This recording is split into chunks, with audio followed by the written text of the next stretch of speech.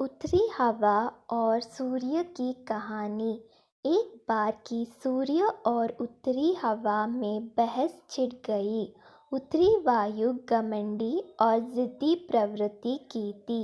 उसे अपनी शक्ति पर बड़ा अभिमान था। अक्सर वह प्रचंड वेग से बहती और पेड़ों को उखाड़ फेंकती, घरों को गिरा देती, खेतों में खड़े फसल बर्बाद कर देती थी। उसमें उपस्थित अर्धरथा झीलों और नदियों की पानी को जमा देती। बहस करते हुए वह सूर्य से बोली, मेरी शक्ति के सामने किसी का जोर नहीं चलता। मैं दुनिया में सबसे ज़्यादा शक्तिशाली हूँ। मेरे सामने सब तुच्छ है। सूर्य नम्रता से बोला, मेरे विचार से हर किसी में शक्तियाँ भी होती है और कमज़ोरियाँ भी।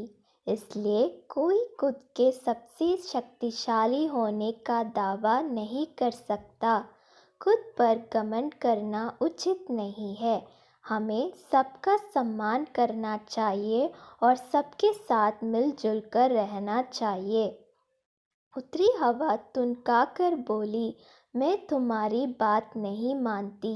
मैं सबसे ज़्यादा शक्तिशाली हूँ और ये मैं तुम्हें साबित करके दिखाऊंगी। ऐसी बात है क्या? तो अपनी ताकत साबित करने के लिए तैयार हो जाओ। नीचे देखो, धरती पर एक व्यक्ति दुशाला ओढ़े पैदल जा रहा था। तुम उसकी दुशाला उसके शरीर से हटा दो। मैं मान जाऊंगा कि तुम सबसे ज़्यादा शक्तिशाली हो। सूर्य उत्तरी हवा को चुनौती देते हुए बोला, इसमें कौन सी बड़ी बात है? कुछ ही देर में उस आदमी की दुशाला धरती पर पड़ी होगी। कहकर उत्तरी हवा अपने प्रचंड रूप में आ गई।